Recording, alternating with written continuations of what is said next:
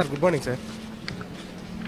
చెప్పండి సార్ 2019 నుంచి 2024కి 45,000 కోట్ల రూపాయలు సెంట్రల్ గవర్నమెంట్ నరేగా నిధులు రిలీజ్ చేసింది కదా సార్. అదంటే అది రిలీజ్ చేసిన అమౌంటా సార్, లేకపోతే మొత్తం ఇంప్లిమెంటేషన్ చేసిందా? ఇంప్లిమెంటేషన్ తీసుకున్నారు, ఇంప్లిమెంట్ చేసేసుకున్నాం. మనకి మురిగిపోయిన నిధులు ఎన్ని ఉన్నాయి సార్?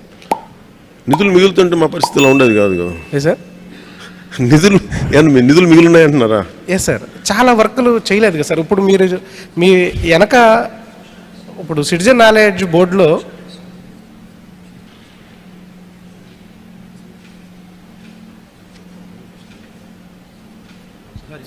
సార్ చెప్పండి సార్ 2019 నుంచి 2024 దాకా మొత్తం 45,000 కోట్ల రూపాయల నిధులు మంజూరు అయినాయా సార్, లేకపోతే మనం యూటిలైజేషన్ చేసామా?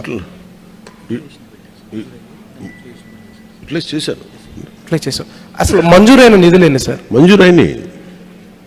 మంజూరైన యూటిలైజ్ చేశారు అంటే ఏం లేదు సార్, ఇప్పుడు మనకి ఇయర్లీ ప్లానింగ్ ఉంటుంది కదా సార్. ఇప్పుడు 60,000 కోట్లు 70,000 కోట్లు అని చెప్పేసి మనకు నరేగా నిధులు మన స్టేట్కి ఉంటుంది కదా సార్. ఇప్పుడు దీంట్లో ఏంటంటే మనకు 45,000 కోట్ల వరకు మనకు పనులు జరిగినాయి సార్. అంతే కదా సార్ మీరు చెప్పారు? అంటే మనకి రిలీజ్ చేసిన వాటిలో కూడా ఇంకా మన సెంట్రల్ మినిస్టర్ బెమ్మసాని గారు చెప్పినప్పుడు ఏంటంటే మనకి ఇంకా 3,000 కోట్ల రూపాయల దాకా నిధులు వీళ్ళు యూటిలైజేషన్ చేయలేదు, దీనివల్ల మనం చాలా పనులు కూడా చేసుకోలేకపోయామని చెప్పేసి చెప్పారు. అలా అయితే మీకు కొన్ని వేల కోట్లు ఉన్నాయి సార్ ఎంటైర్ స్టేట్లో. అలా అయితే మీరు పంచాయతీకి చాలా వేల కోట్లు ఉన్నాయి. వీళ్ళు మ్యాచింగ్ గ్రాంట్ ఇవ్వకపోవడం వల్ల అదొక సపరేట్ టాపిక్. అది మీకు నిధులు ఎట్లా వాడలేదు అనేది నేను ఆ ఇన్ఫర్మేషన్తో రాలేదు, కానీ still we are doing white paper. అదేంటంటే మేము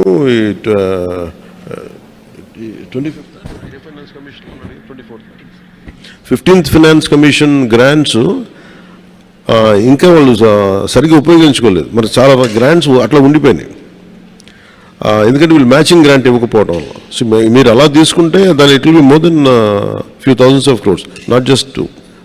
That part will let you know. ఆ ఇన్ఫర్మేషన్ ప్రస్తుతం నా దగ్గర లేదు. అంటే ఏం లేదు సార్, ఇప్పుడు నరేగాకి చేసేటటువంటి పనులు మీరు 84 రకాల పనులు నేను చెప్పారు.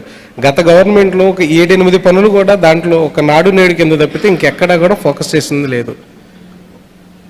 ఎక్కడ కూడా నాడు నేడు తప్పితే ఇంకా మిగతా ఏ పనులు కూడా ఇప్పుడు మీరు సిటిజన్ బోర్డు పెట్టారు కదా సార్, వాళ్ళు ఒక చెప్పాను కదా ఏ పనులు చేశారో ఎవరికి చెప్పలే. మేజర్ 2 ఇష్యూస్ అక్కడ. 2 కరోనా పీరియడ్స్లో అది ఇష్టారాజ్యంగా వాడుకున్నారు. అది ఇండిపెండెంట్ వర్క్స్కి వెళ్ళిపోయినా ఎక్కువ, లేదంటే జనరల్గా డబ్బులు ఇచ్చి ఏ పని చేయించకుండా వదిలేశారా, ఇవన్నీ ఓన్లీ సోషల్ ఆడిట్, గతంలో జరిగిన సోషల్ ఆడిట్ మీద కొంత నివేదికలు తీస్తే దాని మీద ఉంటుంది. బట్ ఫ్యాక్ట్ ఏంటంటే గ్రాంటెడ్ మనీ ఏ డబ్బు అయితే వచ్చిందో ఆ డబ్బుకు తగ్గ సత్ఫలితాలు అయితే రాలేదు.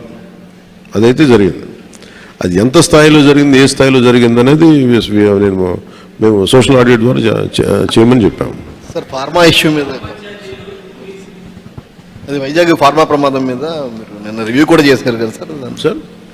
నిన్న వైజాగ్ ఫార్మా ప్రమాదం మీద రివ్యూ కూడా చేశారు, దాంట్లో యాజమాన్య వాళ్ళ నిర్లక్ష్యం ఉందని కూడా చెప్పారు.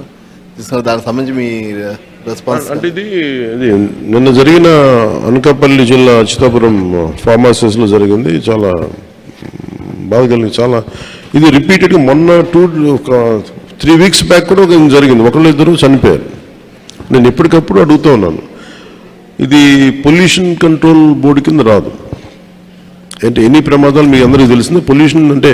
పొల్యూషన్ ఎమిషన్స్ ఉన్నాయా లేదా చెక్ చేయడమే తప్ప, ప్రమాదాలు చెక్ చేయడం తప్ప ఈ సేఫ్టీ నార్మ్స్ కానీ ఇవన్నీ ఈ మనకి director of factories, labour, fire department, అలాగే కేంద్ర ప్రభుత్వ ఆధ్వర్యంలో ఉండే petrol and explosive safety organisation పర్యవేక్షిస్తాయి.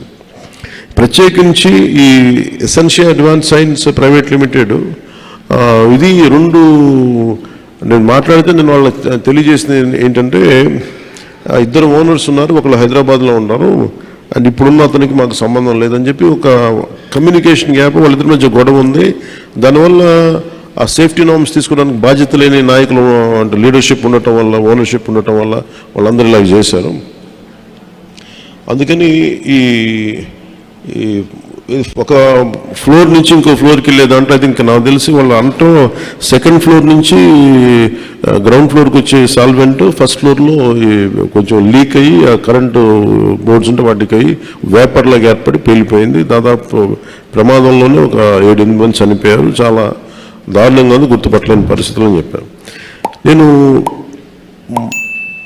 Problem ఏమవుతుందంటే నేను సేఫ్టీ ఆడిట్ చేయమని చాలా వచ్చిన రోజు నుంచి నేను అందరిని అడుగుతా ఉన్నాను. ఒక ఇష్యూ ఏముందంటే సేఫ్టీ ఆడిట్ అంటే ఈ యజమానులు భయపడిపోయే స్థాయికి వెళ్ళిపోయారు. వాళ్ళని కొంత ఎడ్యుకేట్ చేయాల్సిన అవసరం ఉంది. ఇప్పుడు ఎనీ టైం సేఫ్టీ ఆడిట్ అనగానే మా పరిశ్రమలు మూసేస్తారా, లేదంటే ఏం జరుగుతాయి, ఎలాంటి రిపోర్ట్స్ ఉంటాయి అంటే there are lot of gaps in safety ఇష్యూస్లో చాలా గ్యాప్స్ ఉన్నాయి. సో అందుకని నేనేం చెప్పానంటే ఇండిపెండెంట్గా పిలవండి. నేను ఆల్రెడీ ఒక రౌండ్ ఆఫ్ మీటింగ్స్ నేను పారిశ్రామికవేత్తలతో చేశాను, ఎస్పెషల్లీ వైజాగ్ ఏరియాలో. హిందుస్థాన్ మన షిప్పింగ్ యార్డ్ వాళ్ళతో కూర్చోబెట్టి నేనేం చెప్పానంటే మీరు ఎన్ని చర్యలు తీసుకుంటారు పనిచేసే వాళ్ళకి కానీ పొల్యూషన్ కంట్రోల్ నామ్స్కి సంబంధించి మీరు ఎలాంటి చర్యలు తీసుకున్నారు మాకు వివరించండి అంటే వాళ్ళు గతంలో కంటే ఇప్పుడు బాగా చేస్తూ ఉంటాను కానీ they are not to the satisfactory level. ఇప్పుడు ఒకేసారి మనం ఈ పొల్యూషన్ ఇవన్నీ మన ఈ నామ్స్ అన్నీ పెడితే ఇండస్ట్రీ షుడ్ కమ్ ఫార్వర్డ్. అంటే ఇది నేను ప్రత్యేకించి నేను చాలా రోజుల నుంచి నేను కోరుకుంటా ఉన్నాను. నేను ప్రత్యేకించి మరీ చెప్తున్నాను. ఇప్పుడు అంటే నేను ఎందుకు కొంత ఒక అడుగు ముందుకేయడానికి నేను ఎందుకు సంకోచిస్తున్నానంటే ఒకసారి అది ప్రభుత్వానికి ఇబ్బందిగా ఉండకూడదు కాబట్టి నేను నా ఉద్దేశం సేఫ్టీ ఆడిట్ జనాల ప్రాణాలు పోకూడదు, కార్మికుల ప్రాణాలు పోకూడదు అనుకునే పరిస్థితిలో ఉంటాను నేను ఎప్పుడు. అలాంటిది మళ్ళీ ఇది ఇలాంటి సేఫ్టీ ఆడిట్ చేస్తే ఉన్న పరిశ్రమలు వెళ్ళిపోతాయి అని చెప్పి ఒక వదంతి ఉంది. అది కొంచెం మాట్లాడతారు నాతోటి, మీరు ఇలా చేస్తే పరిశ్రమలు వెళ్ళిపోతాయి, పరిశ్రమలకి అనుకూలమైన వాతావరణం ఉండదు అంటే. నా ఉద్దేశం ఏంటంటే అది కనీస భద్రత అనేది పరిశ్రమలు ఇవ్వాల్సింది కదా. నేను పరిశ్రమల్లో ఇంక్లూడింగ్ ఆక్వా వాళ్ళకు కూడా చెప్పాను. సో గ్రేట్, చాలా సంపాదన ఉంది, రాష్ట్రానికి ఆదాయం ఉంది, మనకి పరిశ్రమల ద్వారా చాలా సంపాదన ఉంది. కానీ ప్రయారిటీ ఎవరైతే పని చేస్తారో వాళ్ళకి ప్రాణరక్షణ కూడా చాలా అవసరం కదా. ఆ నామ్స్ ఏంటి ఒకసారి మాట్లాడదామని నేను అనుకుంది ఏమంటే సెప్టెంబర్ మిడ్లో వెళ్దాం అనుకున్నాను. నా విల్ మేక్ ఇట్ సెప్టెంబర్ ఈ మంత్ ఎండింగ్లోనే నేనే వెళ్ళి కూర్చుంటే ఒక మీటింగ్ చేస్తాను ప్రత్యేకించి వైజాగ్ పొల్యూషన్ కానీ వైజాగ్లో ఉండే చుట్టుపక్కల పరిశ్రమలో ఉండే సేఫ్టీ నామ్స్ వీటి మీద నిరంతరం ఇది ఒక ప్రాక్టీస్ అయిపోయింది. ప్రతి 2 వారాలకు 3 వారాలకు మైనర్ ఇన్సిడెంట్ మేజర్ ఇన్సిడెంట్ జరుగుతూ ఉన్నాయి. వీటికి ఇంకా అది మినిమైజ్ చేయాలి, అసలు కంప్లీట్గా ఎలిమినేట్ చేసే పరిస్థితికి రావాలంటే ఏం చేయాలని ఒక కలెక్టివ్ అక్కడ ఉన్న పారిశ్రామికవేత్తల ద్వారా ముఖ్యంగా కెమికల్ ఇండస్ట్రీస్ లేదంటే ఫార్మాస్యూటికల్స్ వాళ్ళతోటి కూర్చోవాలి. అలాగే ఫార్మాస్యూటికల్ ఇండస్ట్రీస్ కూడా ఎఫ్లూయెంట్స్ 2 కిలోమీటర్ల లోపలికి వదిలేస్తూ ఉంటున్నారు కానీ దానిలో కూడా చాలా ఇబ్బందులు ఉన్నాయనేది చెప్తా ఉన్నారు. వీటి మీద ఒక క్లీన్ సేఫ్టీ మన పొల్యూషన్ ఆడిట్ అయితే జరగాలి. అది విల్ టేక్ ఇట్ ఫార్వర్డ్. అని ఇది చాలా బాధ కలిగిస్తుంది. ప్రతిసారి చనిపోవటం, సంతాపం ప్రకటించడం లేదంటే ఎక్స్గ్రేషియా ఇవ్వటం, ఇది ఒక ప్రాణాలకి ఒక విలువ లేకుండా ఇస్తున్నాం కానీ అది లోపల చాలా కలిచేసేది, బాధ వేస్తుంది. ఇది కొంచెం ఇంటెన్స్ మీటింగే పెట్టాల్సి వస్తుందండి. అది will take it forward in coming days.